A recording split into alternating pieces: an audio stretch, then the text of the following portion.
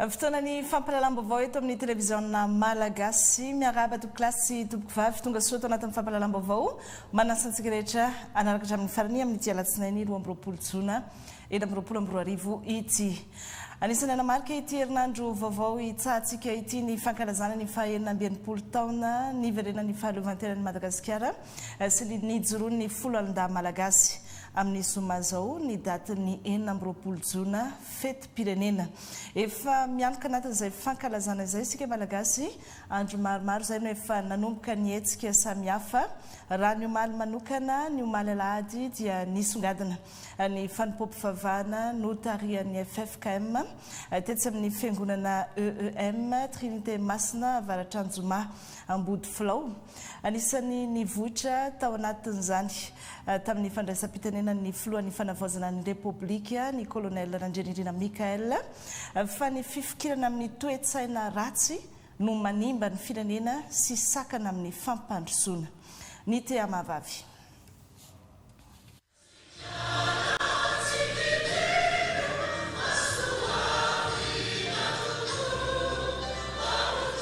Fanavaozana sy fanovana ny toe-tsaina sy ny fahaiza-manao no tena ilaina ankehitriny fa tsy vita ny resaka teknika sy rafitra fotsiny ihany raha ny toro-teny nety ny filohan'ny FJKM ny mpitandrina Andriamampianina Zaka. Teny filamatra nanamariana ny fitaom-pivavahana izay nitanterahany FFKM ny ao amin'ny Romanina 12:12 izay milaza fa meteza ovan'Andriamanitra.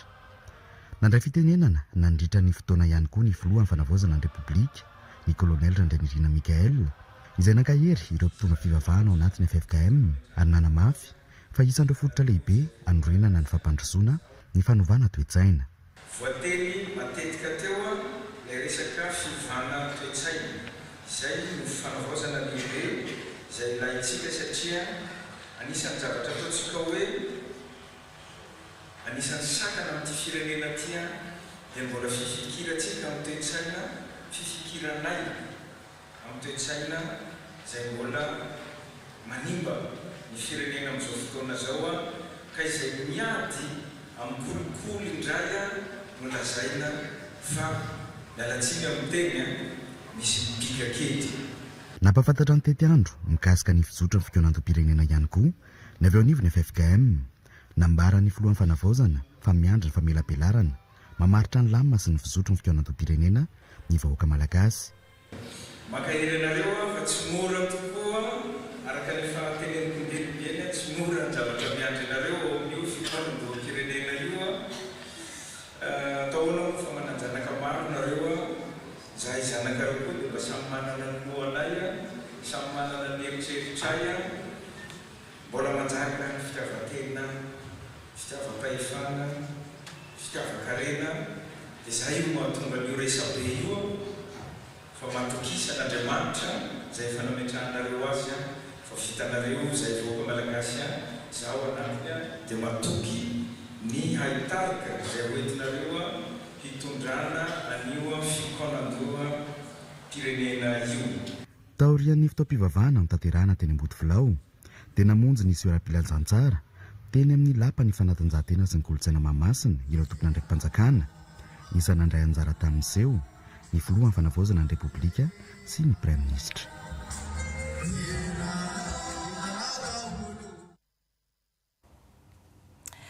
Mitohirampitso izay hetsika ankalazana ny fetin'ny 19 jona izay amin'ny alalan'ny hazakazaka iarahan'ny rehetra manatanteraka.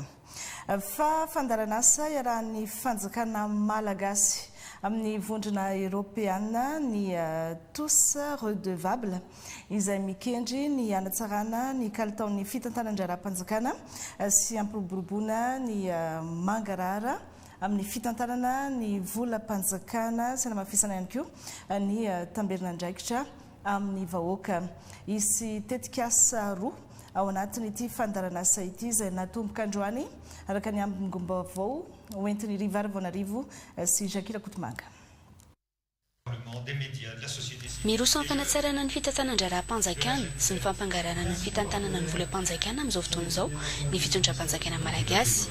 Hanampy fanatanterahana izany ny fandaranasa tous redevables izay vatsiny ny vondrona Européenne vola tanjona ny anoanana ny sehatry ny fisarana amin'ny ady amin'ny elokara toe-karena sy arabola ny anamafisana ny ady amin'ny kolikoly hanatsarana ny fitantanana ny volam-panjakana hanavaozana ny fitantanana ny mpiasa-panjakana hanatsarana ny anivony mivondrom-bahoaka itsinjara-pahefana ary hampitomboana ny fahatokisan'ny vahoaka ny androm-panjakana anatsarana ny service public voalohany indrindra izay mahatonga ny ministère ny faux-pied satria manana andraikitra ao anatin'izany ny mpiasa-panjakana misy ihany koa ny fanatsarana ny asa-pitsarana eo amin'ny resaka procédure ary indrindra ny fanenjehana anireo volam-panjakana izay mety nisina détournement eo le hoe fampiasana ny volam-panjakana mba hisy fanaraha-maso ary raha sanatrika misy fanodikodinana dia misy ny fanenjehana ary anisan'ny tana andraikitra lehibe ao anatin'izany koa ny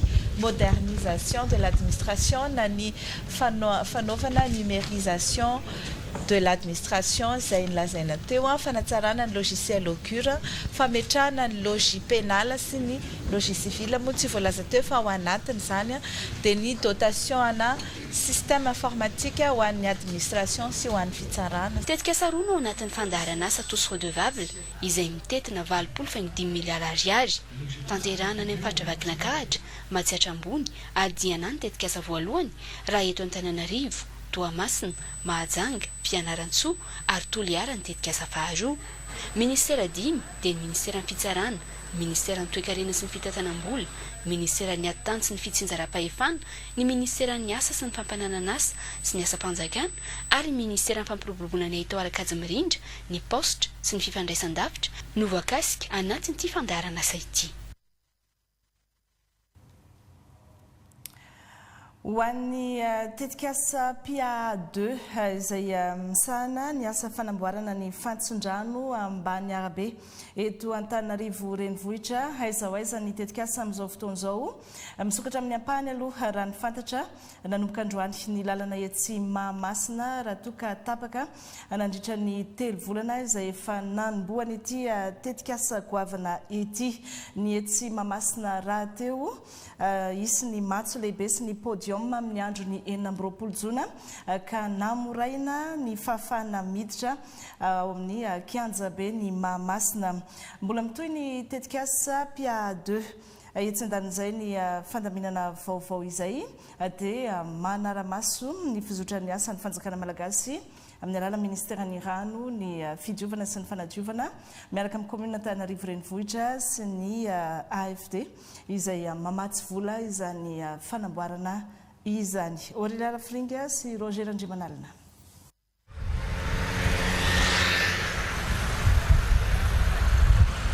Nosoka fana amin'ny ampahany ny arabe eto amin'ny Saint-Michel miazo ananosy ho an'ireo fiara-madinika mba hahafahan'ny fifamoivoizana sy ny fankalazana ny fetim-pirenena mandeha araka ny tokony ho izy. Vinavinaina isokatra tanteraka izany amin'ny tapaky ny volana Jolay. Tsy mikatona intsony io, misy zavatra kely resahana fotsiny par rapport amin'io hoe ny amin'ny alina misy ihany fikatonana satria mbola manala n'ilay tany sy ny zavatra ao ambadika ao ny entreprise.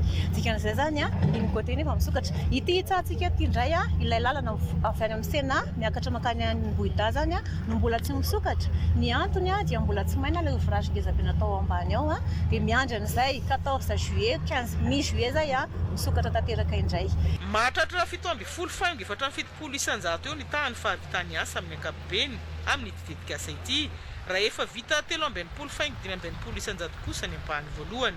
Tsy hijanona treto anefa ny asa fa mbola hitohy hanomboka ny 20 ny volana Jona ny tranche manaraka.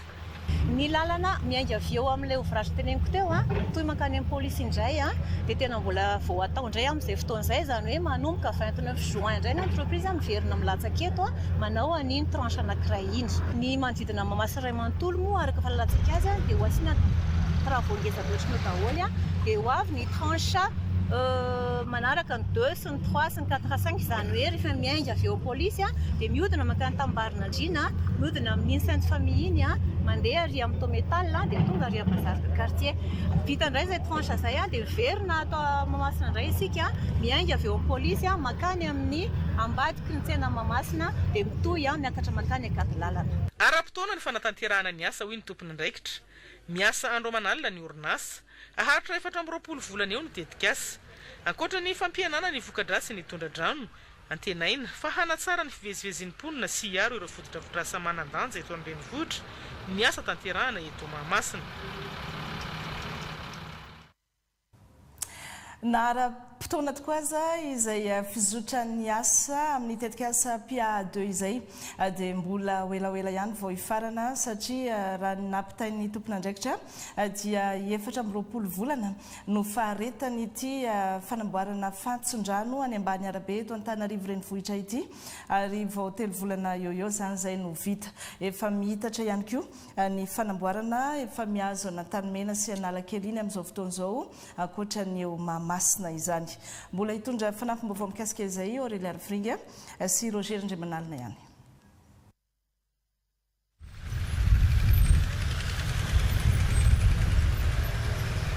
Voaja ny fepitona ny asa fanamboarana hatreto hoy ny tompon'andraikitra avy eo amin'ny Agence Française de Développement raha nidina ifotony nijery ny fizotra sy ny kalitaon'ny asa teto Antanimena, Analakely ary Mahamasina amin'izao ankatoky ny fetim-pirenena izao. Misy fiantraikany amin'ny fifamoivoizana ny fanamboarana saingy ilaina ny fanajariana mba hanamafisana ny fotodrafitrasa famarinana ranonorana sy hanatsarana ny fikorianany rano amin'ireo faritra tena iarany tondratrano matetika eto an-drenivohitra. Miezaka manafaingana ny asa ireo orinasa miara-misalahy.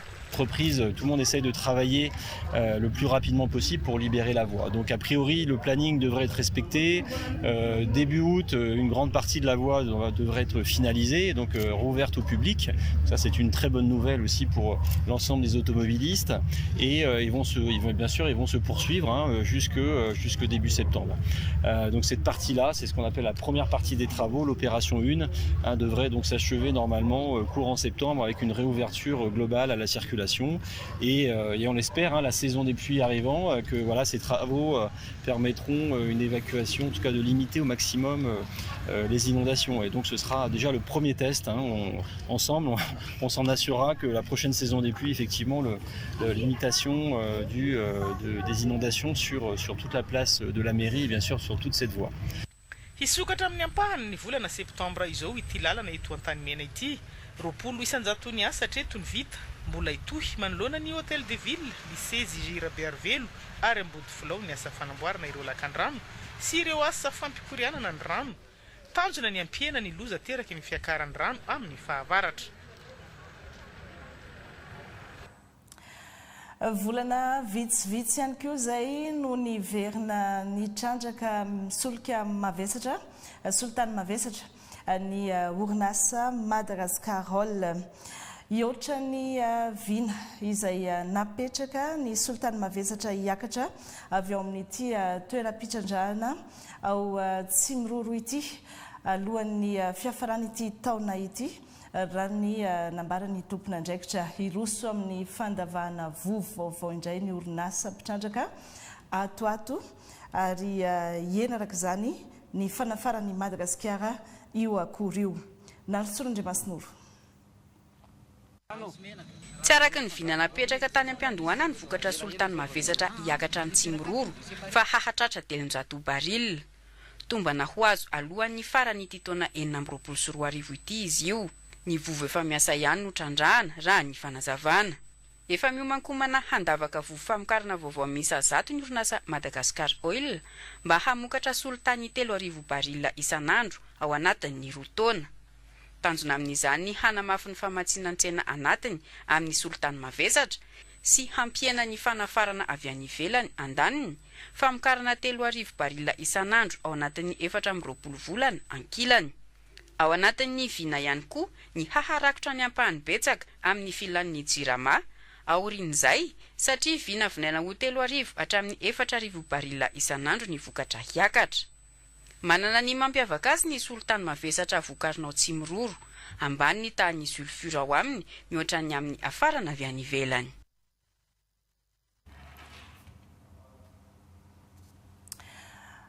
Tomasina hiatrika ambana hafa indray ireo mponina ny Tomasina amin'izao taorian'ny fahasimban'ny toeram-ponenana sy ny fiarina vokatry ny rivo-doza gezany dia manantanina indray ny tsy fanjarian-tsakafo mahery vaika amin'izao fotoana izao. izay miantraika amin'ireo sokajin'olona marefo sy sahirana indrindraindrindra. Mandra-pivoaka ny antotanisa izay manamafy izany dia efa miomana sayady ihany koa ny birao mahalotena misahana ny loza sy ny tandindozana ny BNGRC miomana amin'izay fiatrehana ny mety ho fiakaran'ny ta amin'ny tsy fanjarian-tsakafo any Tomasina izay indrindra ny ao Tomasina faharoa. Babi Stéphane sy Stéphane Alphonse. Raha mbola tsy tafarina ireo fahasimbana ara-podi-drafitrasa nateraka ny rivo-doza gezany tamin'ny volana febroary ao amin'ny faritra Tsinanana dia atahorana indray izao ny fiakaran'ny tahany tsy fanjarian-tsakafo mahery vaika ao Tomasina faharoa. Ireo sokajin'olona marefo toy ny ankizy sy ny vehivavy ary ireo zokiolona no tena atahorana amin'izany.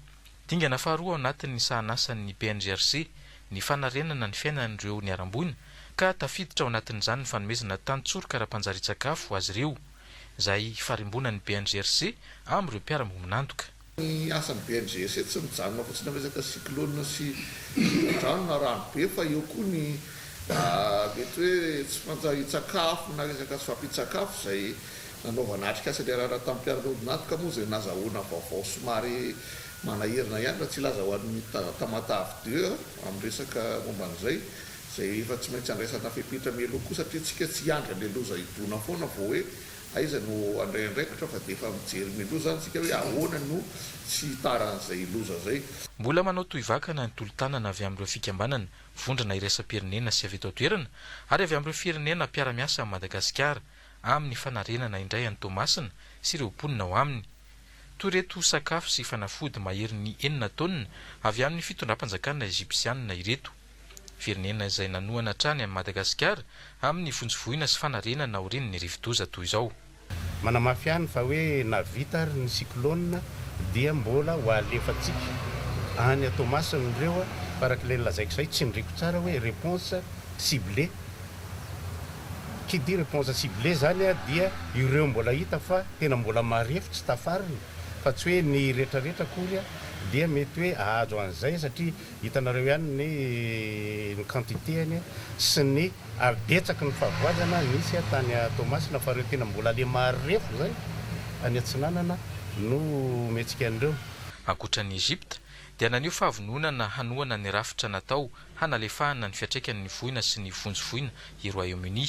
Tao anatin'ny dinika ny arahany masoivoiny ity firenena ity tamin'ny tale jeneraly ny BNGRC no namariparitana ny endriky ny fiara-miasa sy ny fomba hanatanterahana izany. Mbola ndraikitry ny ao anivon'ny birao-pirenena mitantana ny loza sy ny tandindozana ny BNGRC ihany koa ny fiomanana sady amin'ny fiatrehana ny vanim-potoana ny fahavaratra. Ny tanjona ao anatin'izay dia ny analefahana faran'izay tratra ny fiatraikan'ny loza amin'ny fiainana andavanandro ny mponina ka santorany amin'ny fiomanana ny fanazarantena sy ny fampiarana eny an-kianja ireo fietsika mahomby rehetra rehefa sendra ny loza voajanahary indrindra toy ny tondra-drano. Babi Stéphane sy Stéphane Alphonse ihany. Efa miomana sahady amin'ny fiatrehana ny vanim-potoam-pahavaratra manaraka amin'izao ny BNGRC. Ankoatra ny famaritana ireo lesoka tamin'ny fomba fiasa hanarenana ny hoavy dia ao anatin'ny fanadihadiana lalina sy ny andrana ary fampiarana eny an-kianja na simulation amin'izao ireo teknisianina. Tanjona ny hampiena ny fiatraikan'ny loza amin'ny mponina eny amin'ireo faritra lasibatra matetika. Loza anankiray dia misy foana izay hoe atomban'izay inona ny nety inona ny tsy nety eo ihany koa ny atao hoe fanamafisana amin'ny fahaiza-manao amin'ny alalan'ireo na atrikasa maro isan-karazany ireny iarahana amin'ireo mpiara-mombonantoka. Eo ihany koa ny famalina satria ao mbola misy ao ny tsy misy cyclone rehetra tana BNGRC fa mbola misy hitatsika angambany any amin'ny vaovao isan-karazany ihany reny aitrano isan-karazany mahazo amin'ireo mpiara-monina amintsika mpiara-belona any amin'ireny faritra ireny dia ao anatin'izay fiatrehana ny loza fiatrehana ny taom-pahavaratra izay dia misy an'ireny le fanazarantena atao ny BNGRC miaraka amin'ireo mpiara-mombonantoka ireo. Manoloana ny fiovaovan'ny toetrandro dia atahorana amin'ny vanim-potoam-pahavaratra manaraka ny fiantraikan'ny tranga elninio izay mety hamafy kokoa ny ambana. Mijery tetikady mahomby kokoa ahafahana malalefaka ny fiantraikan'izany ny PNGRC. Ny amin'ity indray mitoraka ity fanazaran-tena mahakasika ny tondra-drano. Izay zany no raisina satria rehefa manao an'izay fanazaran-tena izay dia tsy maintsy misy ny kisarisary zany izay tanterahana ka ny tondra-drano no raisina amin'ity taona ity. Ao anatin'io zany dia mba ahafahan'ireo olona ahafahan'ny tsirairay mandray ny andraikitra tandrify azy manomboka ny mpitondra fanjakana ka hatrany aty amin'le vahoaka izay hiantraika any le loza ny afaka milaza sy manatanteraka mazava ny andraikitra rehetrarehetra izay tokony horaisiny eo anatrehan'izay loza zay. Miangavana rehefa izay tato misy tonga zegny le rivotra noho le fanapahan-kakazo zegny tsy tapaka any amin'le kisy madinika zegny le raha dia mbo miangavana ry amin'ny fitondram-panjakana zegny mbo hitahany hanapaka le kakazo fa sahirana be zegny zay amin'le fanapahana ananjy. Ho tanterahana ny taolany aro ny 7 jolay izao ny fanazaran-tena hiatrehana eny an-kianja ireo vona mety hitranga mandritra ny rivodoza sy ny tondra-drano ateraka izany. Komunina 3 sy Fokotany 5 no anatanterahana ny Simex ka ahetsika mandritra izany ireo tompona ndraiky mpanjakana eny fotony, ny mpilatsaka ny sitrapo ary ireo mponina isa-pokotany. Manodidina ny 7 sy 1 alina ny isan'ireo sekoly fanabeazana fototra eto Madagasikara. Mbola ny 10 isanjaton'ireo ihany nefa no azo lazaina hoe manaraka ny fenitra amin'ny mahasekoly ambaratonga fototra zay.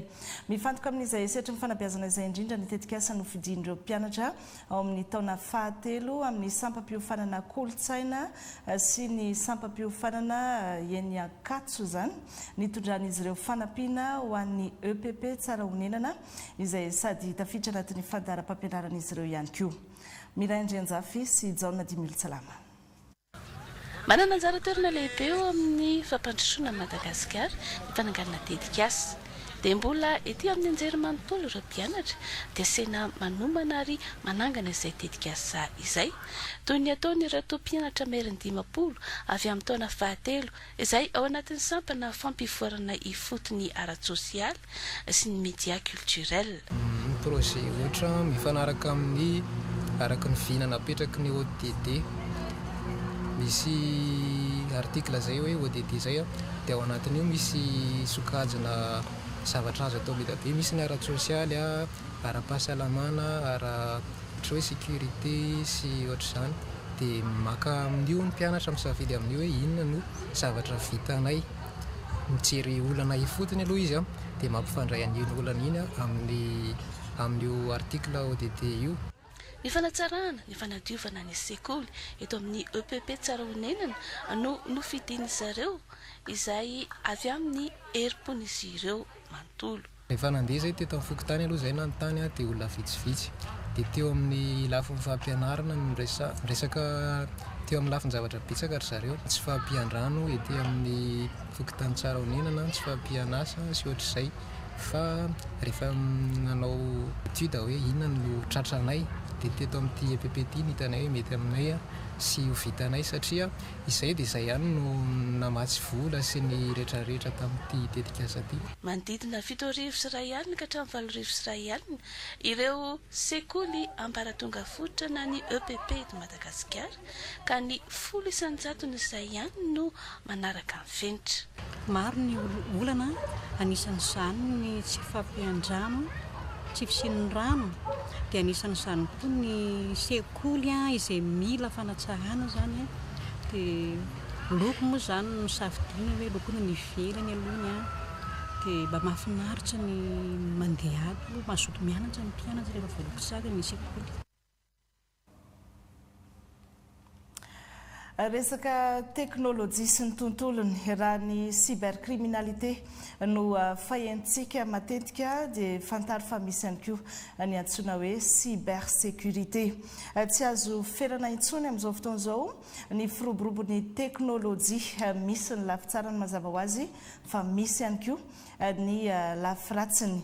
Ny tsirairay no mila mailo sy mandalanjalanja amin'izay fampiasana sy fikirakirana ny teknôlôjia izay. zava-dehibe ny fiarovana ny mombamomba ny olona tsirairay sy ny fitaovana ampiasaina amin'ny tontolon'ny nomerika na ny cyberespace mba tsy hampidoza fa hitondra vokatsoa. Ny sokatra androany ny fivoriam-be momba ny cybersécurité eto Madagasikara etsika karakarain'ny CIRT Madagasikara sy ny UDG. Nalsorondremasinoro sy Filardzona. Tsy misy intsony ny sistany na ny frontière ao anatin'ny cyberespace na ny tontolo numerika. Mila arovana amin'ny sompatra anabaka noho izany ny solosaina, ny tambazotra sy ny angondrakitra. Io ilay antsoina hoe cybersécurité. Mitaky fepetra maromaro ny fanatanterana izany, toy ny fanamafisana lalàna, ny fanomezana fiofanana manokana. Natitra anterina fa hapetraka eto Madagasikara ny lalam-piofanana momba ny cybersécurité. Dimy hetsy ny olona misehatra amin'izany maneran-tany. Hetsika izay nataontsika androany dia anisan'ny zava-dehibe satria ahafahantsika manentana ireo tanora malagasy izay ananantsika fantatsika fa manana traikefa ary manan-talenta, manam-pahaizana dia ireo zany no atosika ahafahantsika mamantatra sy manangana le fiarovana eto Madagasikara. Tsy maintsy atsangana le filièrana cybersécurité eto Madagasikara. Tsy maintsy atsangana ny sensibilisation amin'ny fampianarana ny fitondran-telo. Toko amin'izay ho an'ny ray aman-dreny na ho an'ny ankizy na ho an'ny tsika tsirairay zany a. Andalam-pamaranana ny famolavolana ny lalàna amin'ny feny cybersécurité i Madagasikara. Efa vita ny dingana voalohany amin'ny fandrafetana ny iziny eo am-pamaranana isika amin'izao fotoana izao. Rehefa nanomboka isika any amin'ny fampidirana ny resaka numérisation sy ny digitalisation ohatra ny environnement biométrique ireny dia tsy maintsy ihany koa isika mieritreritra ny resaka inclusion numérique. Zay zany le fanitarana ny réseau, fanatsarana ny infrastructure, fa rehefa mandroso amin'izay nefa le vahoaka malagasy ampiasa anazy hitombo dia tsy maintsy arovana. Hetsika maro no hatao mandritra ity fivoriam-be momba ny cybersécurité andiany voalohany ity. Fiofanana, fifaninanana, fifanan-kanozan-kevitra. Tanjona ny hahatonga ny Madagasikara hatokisana amin'ny lafin'ny numerika.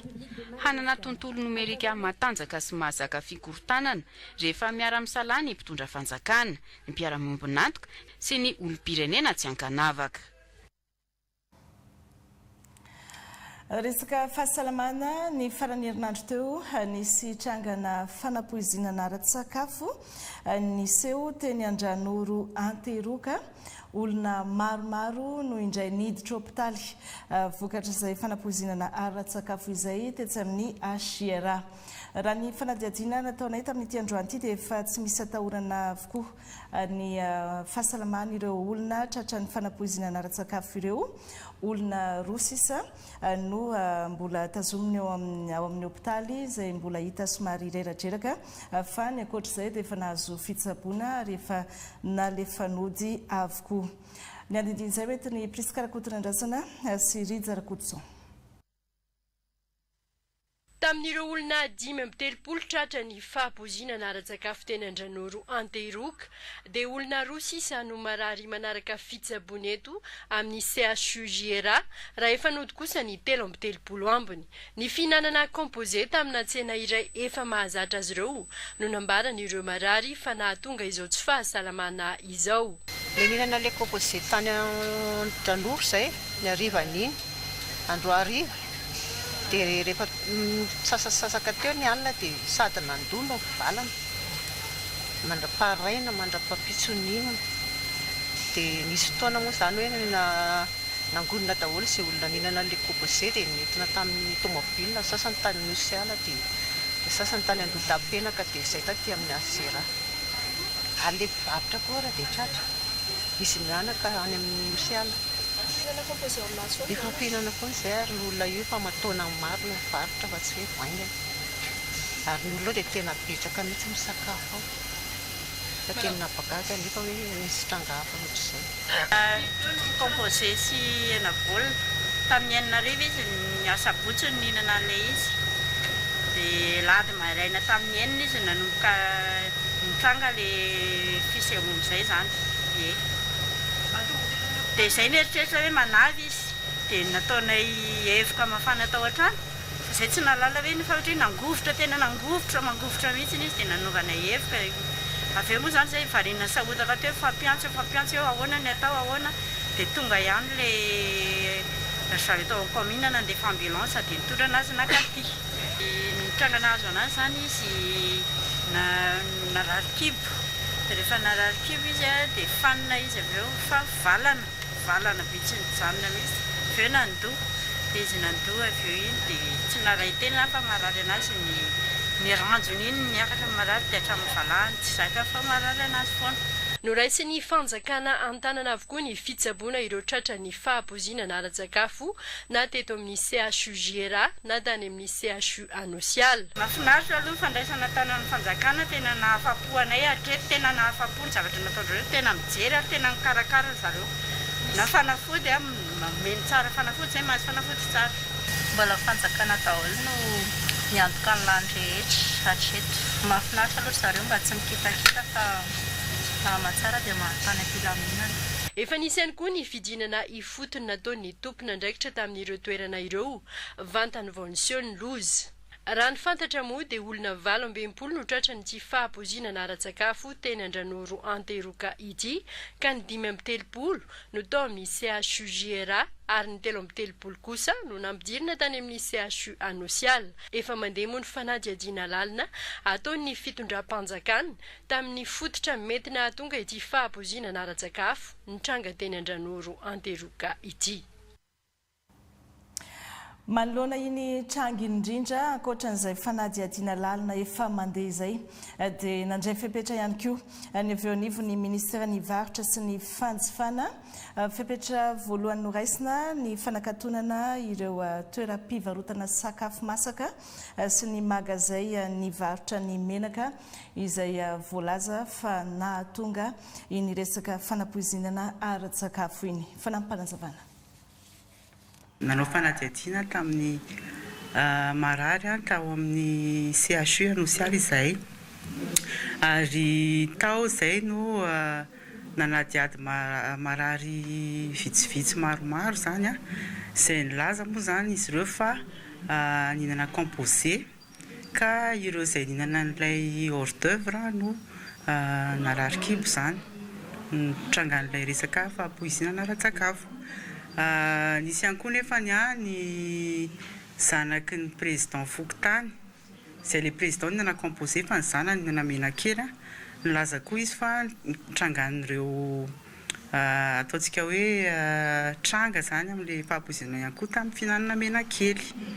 Nitranga dia niseho ny asabotsy maraina fa ilay finanana Menakely kosa dia ny alahady maraina. Menaka ny vidiny tamina toeram-pivarotana iray no mety nahatonga an'izay tranga izay. Io menaka vidiny io dia nanaovana fidinana teny Andranoro jerena la atao anatin'ilay toeram-pivarotana ary ny zavatra hitanay tao dia menaka mandry mbola tsy lany daty mihitsy.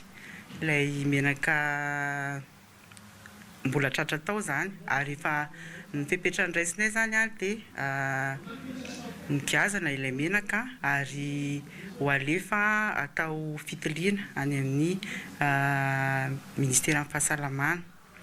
Miandry an'izay valo fitiliana izay isika satria ilay menaka tsy lany daty ilay menaka mbola tratra tao anatin'ny bidon somatsara ary ao anatin'izay koa dia nijerena ilay toerana nanaovana ilay sakafo mihitsiny. Ireo toerana roa samy hafa ireo zany dia nakaton'ny ministera vonjemaika avokoa izy roa. Fahatelo jerena koa ilay trano nikarakarana ilay sakafo satria any an-trano izy no mikarakara sakafo fa mibata fotsiny izy makao amin'ilay toerana hivarotana.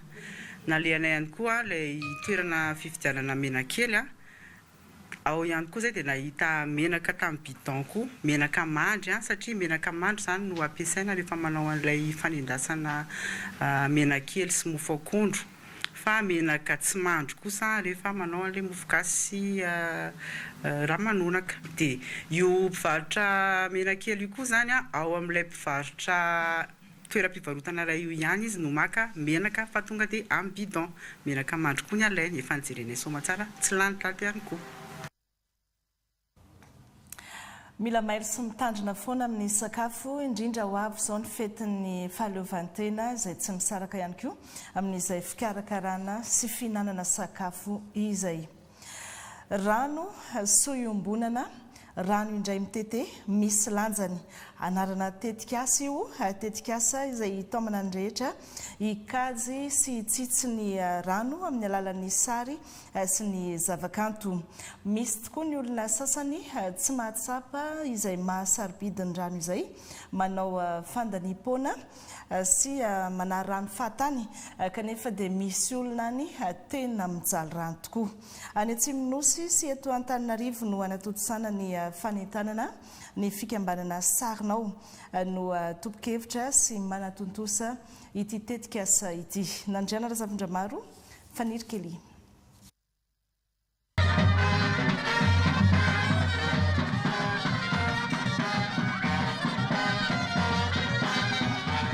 Fanentanana tsy akiteniteny fa ny sary kosa no milaza ny hafatra eto. Fanentanana an-tsary ny be sy ny maro fa sarobidy ny rano, sarobidy ny fahazoana rano madio. Fanentanana mamakivaky ny tanàna Ambohidrapeto, mampatsiahy fa ny rano indray mitete misy lanjany, vidiana lafo atsoatsy, fihetsik'iray monja dia mety hanova zavatra be. Tanjona zany fanentanana ny olona, le rano zany tsy aririna fotsiny tsika zao mahita popy mandeha fotsiny tsy rarahitsika fa avela mandeha fotsiny any nefa misy olona tsy manana rano. Ambohidrapeto zany amin'le faritra avo tsy misy rano fa misy camion citerne mitatitra rano dia matetika any amin'ny vovo zany ny olona maka any amin'le toerana ambany dia mampiakatra rano ary sahirana be ny olona mitatitra rano miakatra any ambony. Fikajiana ny rano hain'ny mponina Ambohidrapeto tsara ny mahazava-dehibe izany. Tamin'ny alalan'ny famoronana ara-javakanto no nanehoan'izy ireo ny mahasarobidy ny rano. Nanampy azy ireo hamoaka izany ny fikambanana Sarinao, fikambanana amin'ny taonany be sy maro ho an'ny tombotsoa-ombonana. Any amin'ny faritra atsimo mijaly rano, misy fiara-mientana toy izao ihany koa. Ndraimbava mikasika ny vokadalao amin'ny mondial 2026 ny vokadalao Mali. Espagne nandavo an'i Arabia Saoudita tamin'ny isa 4 noatra. Espagne sy Arabia Saoudita ao anatin'ny vondrona Asha. Egypte kosa nandavo an'i Nouvelle-Zélande tamin'ny isa 2-2 ao anataraka Adsala 2-2 ao anatin'ny vondrona Asha ary Belgique sy Iran ny saravondrona G samy andro faharoan'ny fifanitsanana isam-bondrona. Ny amin'ity anio ity izany hoe farapitso maraina moa zany amin'ny 3 maraina dia ny lalao ifandonan'ny Norvège sy Sénégal no arahintsika mivantana eto amin'ny télévision malagasy andro faharoa ho an'ny vondrona I. Misy any Norvège sy Sénégal izay. Zay ihany koa no mamarina ny fampahalalam-baovao ankasitransika rehetra nanaraka hatramin'ny farany misaotra ny ekipa rehetra niarana natontosa rahampitso indray. Mirary soary toko klasy toko vavy.